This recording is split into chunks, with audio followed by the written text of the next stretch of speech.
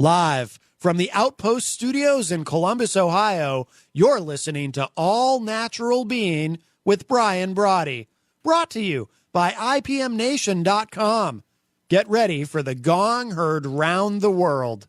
10, 9, 8, 7, 6, 5, 4, 3, 2, 1.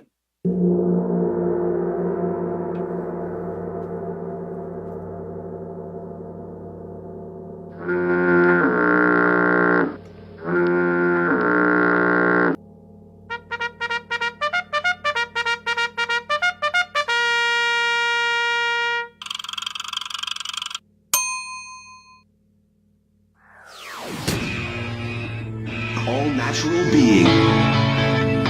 Warning, All Natural Being with Brian Brawdy is designed to shake your sense of self to the core. It's full contact psychology with an empowering twist, a philosophical loofah for your soul. For those of you not ready or comfortable releasing your inner superhuman, listener discretion is advised. Here's your host, Brian Brawdy.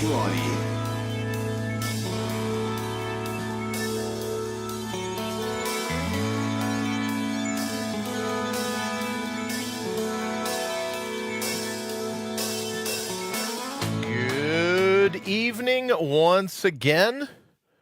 Welcome. Now that as I mentioned earlier, now that I finally figured out the mouse, welcome and thank you for stopping by. Are you kidding me? The 380th episode. Thank you for hanging out. I appreciate that. 380 episodes of the number one rated show here on IPMNation.com. You're into All Natural Being and the gong. I hit a little hard tonight, so I guess it was louder than it normally is, but the gong heard around the world broadcast. Every time we're here, it's as it happens, thanks to our good friends at Telestream's Wirecast, right here on IPMNation.com. Multicast live on Facebook, over at allnaturalbeing.com, and on our Brian Brawdy app as well. But however you come to hang with us, we're always pumped to have you live from the Transitional Radio Uplink in beautiful Columbus, Ohio. As always, we rebroadcast our little soiree, a little get-together on iTunes, iHeartRadio, Spotify, YouTube, you know, all the usual suspects, all the time it happens. Jury is still out on Twitter. Well, I don't know. What do you think? I'm thinking of keeping it just to pick fights with all the hot heads wrapped in thin skin. Maybe, I was even kicking around earlier with a friend of mine, maybe we'll start a GoFundMe page for a new concept we're working on called, it's not Twitter, it's called Trigger. And I know what you're thinking, right? But it will be a public service, teaching people not to be snowflakes. However it plays out, right? Greetings wherever you are, here in the Garden of the Mortals, the labyrinth of life itself. Your shot at running the table, at leveling out where you see fit. You don't need permission from anyone other than the mirror. It's in your blood. Now you just have to get your mind to remember who and what and where you ultimately are. That's why we're here 5 nights a week, to be your amnesia buster, to be your friendly blue force, always putting your heart's highest priority top of the list, where I think, and I'm pretty sure you know it belongs, reinstalling and reinstating the true wit, wisdom, and wallop of your inner whisper, rebooting your robust, finding your ferocious, commencing your counterpunch, all in time to outbrutal the brutal that is the cut and shuffle that fate deals you, or can deal us, on a daily basis, and to bring your own bold BYOB once and for all. Someone asked me today, how do you see it as left of bang, like pre-tipping point, right? If you'll permit me to culturally appropriate the author Malcolm Gladwell. Simple. It's very simple. There's a storm coming. And for those of you listening and going, ooh, I'm thinking that phrase is a dog whistle. Well, it's a dog whistle for there's a storm coming. Well, What are you going to do? But before we hit it this evening, I want to say a very special hello to my friends here in the United States and Canada, Mexico, the UK, my good friends in Ecuador, China, the Philippines, Brazil, India, Australia, Germany, Italy, France, Nigeria, Turkey, Japan, Singapore, Thailand, Belgium, Sweden, Israel, South Africa, Egypt, Puerto Rico, Kenya, the Netherlands, Iran, Colombia, Greece, Ireland, Argentina, Peru, Austria, Poland, to those joining us from all over the globe, or the disc, as it were, whatever you believe. It's great to have you with us, and I truly am fired up today, as I am every day, to be driving your bandwagon, to be your virtual hitchhiker. And if you're on your go, right, if you're out and about, running around, you're listening on ipmnation.com/TR now, I love riding shotgun. And one of the things I dig about it is getting to hang with you. So as I ask every evening, what are we waiting for? Here's your opportunity once and for all to mortal up. It's time to love the way you think. It's time to be your all-natural being. What could be a better time? So what do you say? Let's go kick in some doors. And, I put a little post up earlier today because this show can't always be about me just getting on and ranting, right? Just about things that I learn or I see throughout the day and this and that and everything else. And it's normally, I should say this, talking about a public service announcement. Normally, it would be Lee Words Wednesdays. My good friend Lee Rowley from Sales Copy Academy would be joining us and everything else. But we're very excited to announce he's going to be in studio with us tomorrow night. It'll be Thursday night. He'll be here hanging out, so we'll do a Lee Words Thursdays, or Theraply, as I like to call it. We'll do it Thursday nights. And then tomorrow night, after All Natural being at 8:30 will be, of course, Thinking Re-envisioned with the incomparable Henry G. Noel. And then at 9 o'clock, Lee and I are going to kick off with a guest will be calling in, and we're going to put Lee through the paces. We're going to write some taglines, maybe some thesis sentences. There's another word for it. Lee's better at this than I am. Thesis sentence. But we're going to launch. Tomorrow will be the launch of Copy That Speaks here on Transitional Radio, ipmnation.com/TR now, and where a guest will call in, and then Lee and I will kind of banter around. There's whiteboards. There's, beakers of different things, they'll all work together. And instead of just templatized copy, you're going to get real, fresh, the vibrant copy right as it happens. And that'll be kicking off tomorrow night at 9 Eastern. Copy That Speaks, again, with Lee Rowley from Sales Copy Academy. We're very excited about that. All right, so enough of the business out of the way. Wayne let me know a little bit earlier that I'm doing better each day in buying back some time, getting out at the bottom of the hour. And last night I hit in 29:59. So he actually owes me a second now. So that's that. All right, here's what I wanted to talk about tonight, because it's not just because I'm a fan of comedians. I happen to love comedians. I happen to have people that I love that are comedians, right? We get all that. But what's fascinating to me is that comedians are now taking it on the chin. It's like you got to be a gladiator in the Coliseum. And I want to share with you an event. You may have heard about it. My good friend Matt Connerton from IPM Nation turned me on to this earlier today when he tagged me in a post. And then, I was just going about my day doing my own thing. And then I go, wait a minute, I think this is what Matt was talking about. But I'm going to say it's Nimesh Patel. And he's a stand-up comedian, Emmy Award-winning writer, I think, for Saturday Night Live. Just, pretty smart, a pretty smart guy. And he's invited on stage, right, to be the stand-up comic. He's invited at the Poison Ivy League School. You may have heard of it, Columbia. He's invited at Columbia to give a thing, and they boot him. They grab his microphone, you know what I mean? They do all these things, and they kick him off stage. And what did they say? The other people that are complaining about it go, there's a free speech crisis at the Poison Ivy League's schools around the country, and that they said they were deeply offended. Let me see, what are some of the other things here in the article? I'll post Wayne, if you can, could you post the Daily News link or whatever link where you find it? But they were talking about, and here's the thing, the event that he was there was called Culture Shock. Well, apparently they were in for a little bit of a jolt, maybe not so much a shock, but a jolt. Maybe not so much like actually grabbing the electric fence with both hands, but maybe sometimes like a lightning strike is nearby and you kind of feel, maybe it was more like a jolt than a shock. But the article says apparently Patel was too shocking for Culture Shock. They were offended. The organizers responded by cutting his mic. Shut up, they said.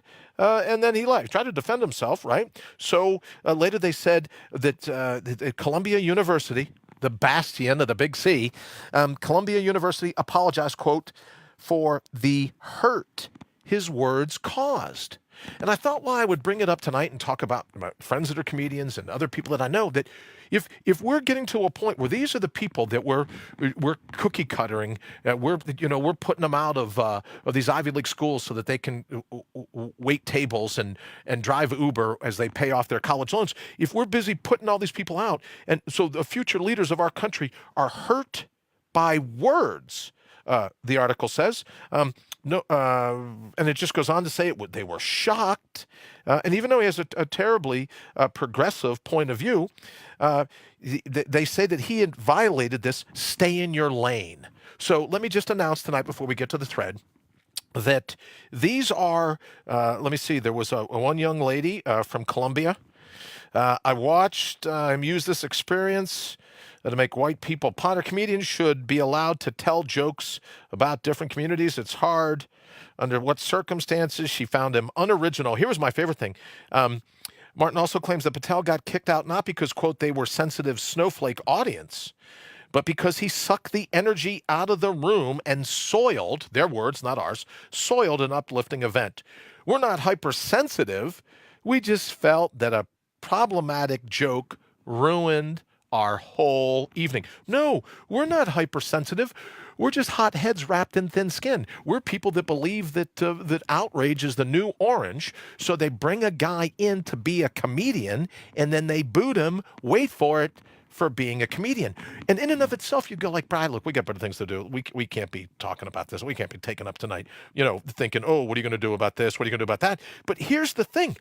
This is the future generation. These are the people that are going to be like leading our country, right? You would think. And these are the caliber of people, which leads me to another thing I mentioned, then we'll hop here in the thread. Good evening, John. Good evening, Candace. Thank you for joining us. Mary, nice to see. I love the picture of you, Mary. I think it was Joseph and a birthday cake and a phone hanging on the wall. It was a great picture of you guys, so I enjoyed that. Henry, thank you. Oh, value statement. Thank you, Lee. Yes, we're going to be working on value statements. I'm an old guy. I said thesis statement. Yeah. Almost didn't get out of high school. I think I got a GED. Value statement. John, hello, everyone. Wayne. One day out of how many? I know, right? I'm hoping to buy back enough time to actually get a vowel at some point here. Let me say hello to Kathy. Kathy, thank you very much. Wayne, thank you for putting the article up. I think we need to put words on a baseball bat. Henry, always the peacemaker. And here's the thing. I'm the one that slammed. You get the Kumbaya title. I get the Genghis Khan title. And you say we should indelibly etch some words on a baseball bat. That's what I love about you, brother.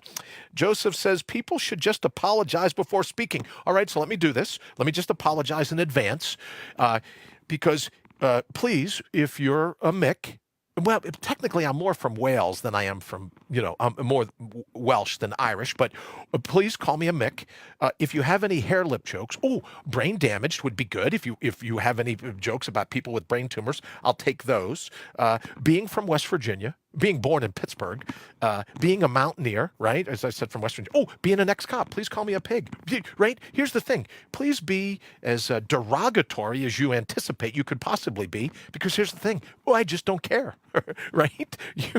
Right? I grew up believing that sticks and stones may hurt my bones, but names will break my bones, I guess, but names will never hurt me. So feel free to use any slur, any derogatory thought, any statement that you think, this will throw this will throw a wrench, a fly into Brian's ointment. We'll call him a Mick. We'll call him a pig. We'll call him a hair lip. We'll call him I don't know, whatever you could use for that, because you ought to be able to say whatever you want about me. You just ought to be. So please, and hopefully that falls into the category of Joseph when he says we should apologize before speaking.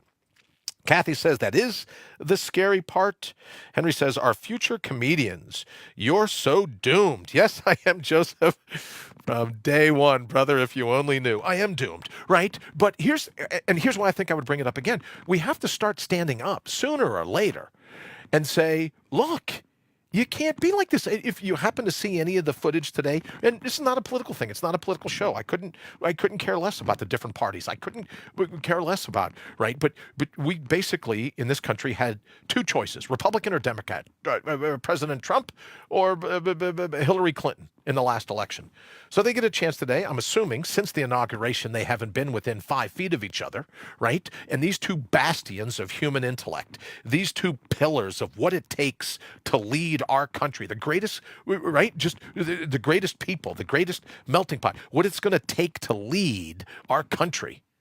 And they don't even talk to each other. They're 3 feet away. If I were President Trump, I would have walked right up to Bill Clinton and Hillary, stuck out my hand, and made them ignore me. I'd walk right up to Bill Clinton, and I would have stuck my hand out and made Bill Clinton go, hey, anyone got any change? Looking for change. Right? And I would have walked up and went ahead and hug Hillary Clinton and had her go like this, right? But these two brainiacs, these people that we say, well, one of these two, let's flip a coin. Oh, well, here's how it went. One of these two is going to lead the United States of America, and these two thin skins can't even shake, right? They can't even let political bygones be bygones at a whole ceremony that's about someone that's bygone. That's really what it's come to. That's the caliber of person that we say should be the top of the ticket for the two parties that represent us in this country. Their noses are so out of joint, they can't even shake each other's hands. They can't even look at each other. And I don't care what you think about Trump, and I'm President Trump. I don't care what you think about, well, Hillary Clinton. I couldn't care less. I'm just saying these are the people that we elect. These are the people that say, no, these are the smartest, brightest minds, right? Well, until we get more people from Colombia who pull off comedians for being comedians. It's not like the guy was working the crowd robbing people, right? It's not like he had a collection plate and he was going, look, he's got a knife and he's going, put the money in the plate. Come on, let's go. No, he was hired to be a comedian. He was there being a comedian, and these hotheads wrapped in thin skin. Oh, it's offensive. Oh, I'm triggered. Oh, I'm just mortified. Oh, the words were so hurtful. That's the history, right? Or better yet, that's the future. It's the history that we're making now is going to be our future. Those are the people that are going to get us into a pretty decent-sized war. Why? Oh, because they said some very vicious things. Yes. Oh, so let's all go to war and kill each other over somebody's words. That's the intellectual heft, right? Those are the brainiacs that we have that want to be in control. They can't even put their differences aside long enough to greet each other at a funeral. I didn't say they had to go to lunch afterwards. I didn't share they had to say the limo on the way out of there. But these are the people, right? So thin-skinned. Oh, I can't say hello. He said some very mean things during the campaign.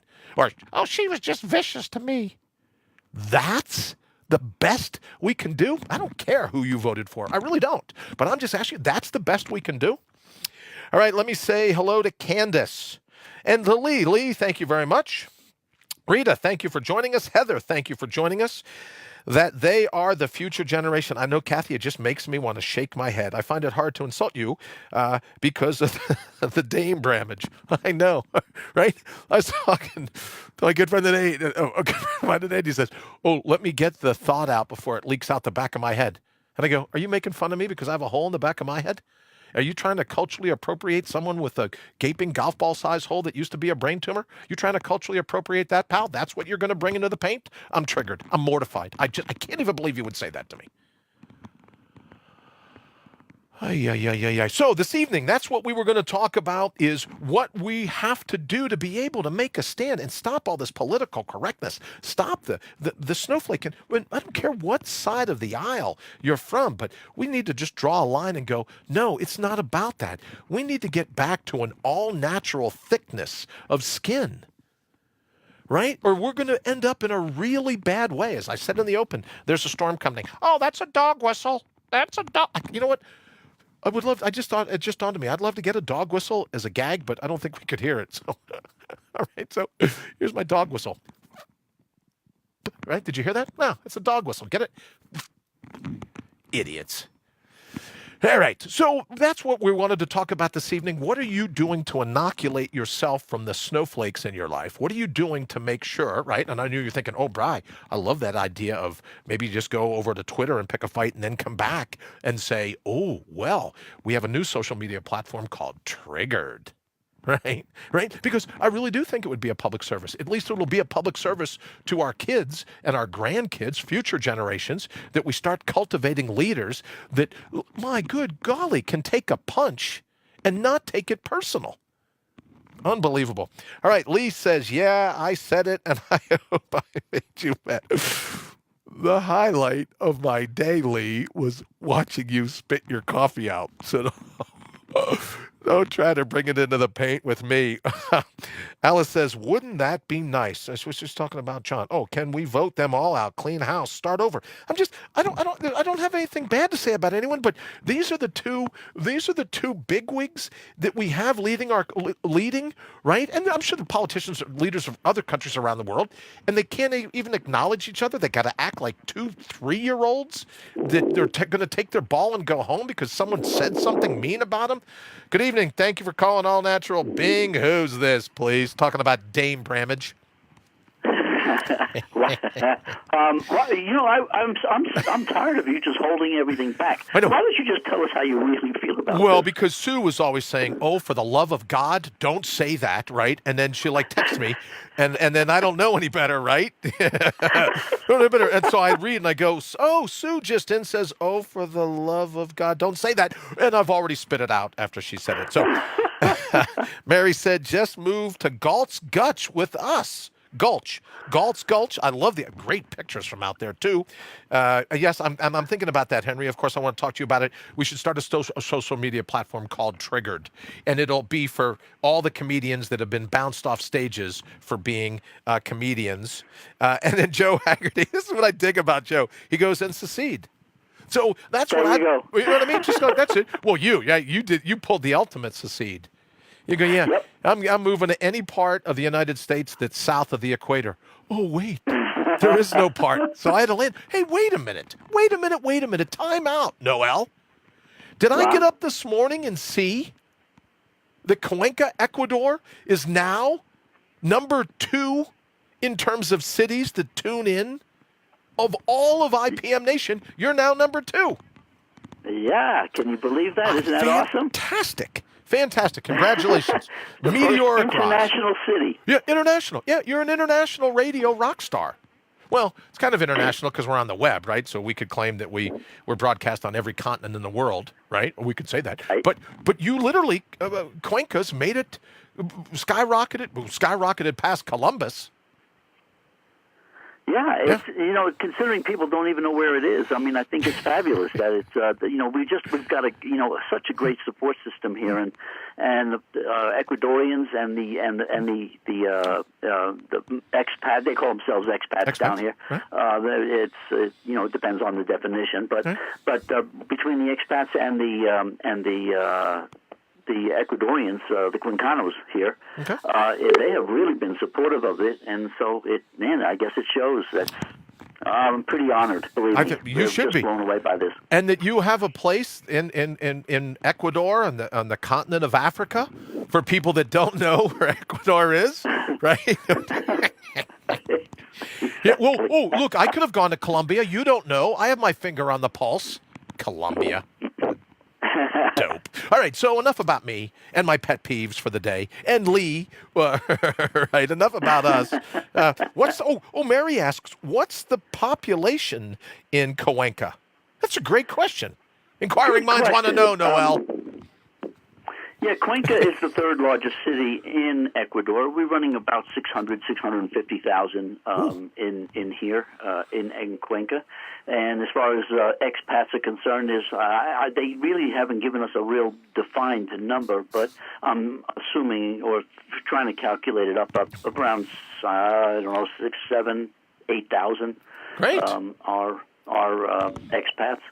And so, which is really kind of nice. And numbers kind of stays pretty steady. We have about as many people coming in as they are going off. And Yeah, 750,000. There you go. Thank you, Marcia. I appreciate that. Wasn't Wow, that nice of her? great. Number There two. it is. Look at all the applause. Our resident encyclopedist there. She's got 750,000 inhabitants in Cuenca, and I honestly have no idea how many there are actually in the country, but Great. yeah, that's about it, 750,000. Hey, well, could you have Marcia, if she's listening, if still on, could you research how many people live in Columbus? I don't even know that. I'd like to know that. No. Well, wait a minute. We have to ask two questions then. Okay. How many people live in Columbus, and how many actually admit they live in Columbus? Oh, I always say a suburb of Columbus. The suburb. Yeah, There's one. See? Like I'd say, oh, where'd you go to college? A suburb of Columbia, right? It'd be like, no way, I admit. But that's the thing that scares me. And I know we only have a minute, so you can talk to us about what's going to be on. Oh, hey, tomorrow night on TR Now, Lee Rowley from Sales Copy Academy is going to be kicking off Copy That Speaks, 9 p.m. Eastern. We'll have a guest call in and watch Lee work his magic in person. Very excited about it. So, man. congratulations, Go Henry. Yet Lee, another go show. Lee. Go That's Lee. fantastic. Yeah, I call it Theraply. Therapy. There you go. Yeah.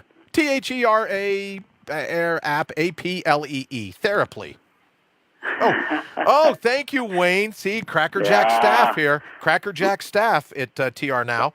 Wayne says Right Columbus. on top of it, isn't he? 8. Oh, yes, he is, and he will be any minute with the eyeballs. And Kathy says 879,170. Oh, John, thank you. Kathy, thank you. Wayne, thank you. Everyone joining in. So about 880,000 here in Columbus. Yeah. So, right. So for Cuenca to have less people but move ahead of Columbus in the rankings, that's huge. I'm like I said, I am so blown away by it, and I can't thank these people down here enough for the support. It's just really remarkable. Thank you, Joseph, very much. He also says 879,000. So now everyone knows other than me. But we talked about it. Dame Bramage. All right. So Dame Bramage, yeah, so that's what's yeah, that was great. Now we can count this as homeschool geography. Yes, I'll take all the credit I can, Mary. That would be great. Homeschool geography. Remember, you heard it here first. Cuenca, Ecuador, on the continent of Africa. Okay. So Henry, what's the? Yeah, I got me a Yale education. There you go. Yeah, sure, there you are. Poison Ivy League. I got the shingle to prove it. So what are you talking about tonight on Thinking Re-envisioned? Well, I thought I'd start a bit of a series here tonight. Okay. It'll take a few days to talk about it, I guess. But what I wanted to talk about was, there's been a lot of investigation going on to discover who and what we are, where we're from and stuff. And conventional wisdom states that we are physical beings. But quantum physics is demonstrating that we are energetic beings. So which is it? Or is it both? And I figured we'll just start a series and we'll start talking about, exactly what are we? Are we energetic beings? And or are we strictly physical and tied to the conventional practical physics? And see what everybody has to think about it. So who are we really? That's really what we're going to talk about. I like it, and my belief is that everything is energy, right? That's just breaking the science down to. If you keep breaking matter, if you keep chunking it down and down and down, which is why I have the pictures that hang here. Or the artwork that hangs here. We all come, I believe, from that same field, but it sounds like it will be a great discussion. So as I promised Wayne, when it says 2 minutes on that little thing right there, I will let you go so that you can get ready. Thank you for Dame Bramage. I appreciate that. I'll be stealing that as my own. And you're very welcome. Have a fantastic show. Hey, this time, call me sometime, right? Call me. Let me know what you're up to. All right, Henry. Have a great show. Say hello to everyone there in Africa for me. And we'll talk to you. Marcy's like, I'm never listening to him again. All right. Good night, brother. Talk to you soon. Good night. All right. So thank you so very much for this evening. I promised Wayne that we would begin to wrap it up here. But here's the thought: what are we leaving? Not just here in the States, but in Canada and all over the world. What are we leaving if our politicians can be so thin-skinned that they have to ignore each other, right? That you're late. Am I late already? I don't think I am. TikTok. Oh, Henry's probably late. Eyeballs coming. That's right, Kathy. Eyeballs are on their way. But here's what I said I'd do. When it gets to 30 seconds, I'll cue the music, so that gives me another 20. Thank you all so very much for joining us here at All Natural Being. Thank you for letting me vent. And the question is, what are you doing to protect your kids, your grandkids, the future from these hotheads wrapped in thin skin that can't even take a joke, can't even greet each other in public because the poor little things, their feelings are hurt. All right, we're going to get out of here. We'll see you back here tomorrow night. 30 seconds, I promised, Wayne. All right, we're going to go. Thank you so very much for joining us here at All Natural Being. Till next time, mortal up. Here's Firebeat. Yes. So there you go, Wayne.